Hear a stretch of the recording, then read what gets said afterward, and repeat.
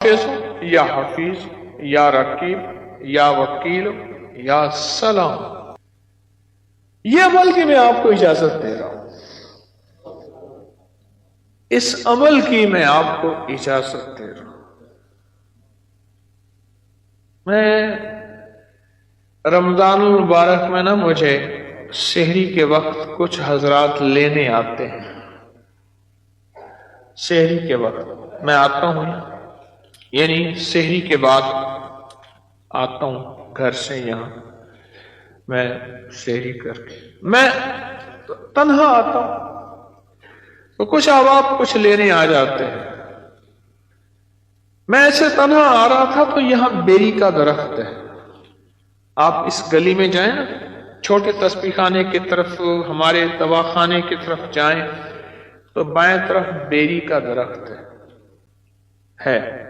اور میں نے آپ کو محدثین کی روایت کے مطابق ایک بات عرض کی تھی، ہر بیری کے درخت پہ نیک صلحاء اولیاء بزرگ ہوتے ہیں، کبھی بھی بیری کے درخت میں جنات نہ ہو ممکن نہیں، اور بیری کے درخت میں خبیث جنات ہو یہ ممکن نہیں، کیونکہ سدرہ بیری جنت کا درخت ہے۔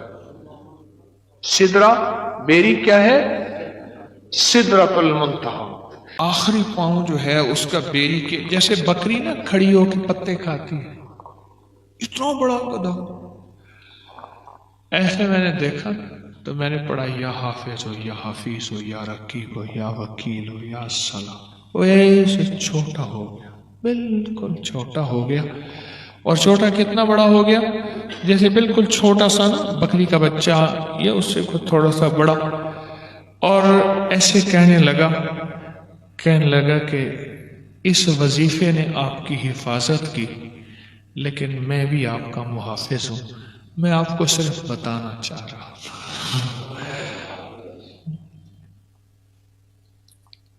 یعنی بیری کا درخت آپ ذرا چیک کیجئے گا، جاتے ہوئے دیکھیے کہاں اس کے نیچے اور کہاں اتنا بڑا گدھا، اور اوپر سے پتے کھا رہا ہے۔ اوپر سے میں نے دیکھا نا، فوراً پڑا یا حافظ ہو یا حفیظ ہو یا رقیب ہو یا وکیل ہو یا سلام، یا حافظ ہو یا حفیظ ہو یا رقیب ہو یا وکیل ہو یا سلام، ایک دم چھوٹا سا ہو گیا۔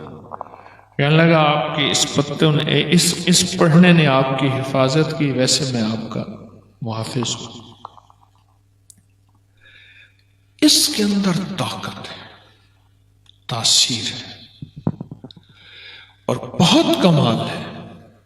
ہاتھ سے جھگڑے، جادو، جنات، اثرات، بندشیں، ناکامیاں، اور جہاں کوئی خوف، کوئی خطرہ، کوئی بھی کسی قسم کا ہو، 7 دفعہ پڑھ لیں، 11 دفعہ پڑھ لیں، 3 دفعہ پڑھ لیں تو بھی اجازت ہے، 1 دفعہ پڑھ لیں تو بھی اجازت ہے،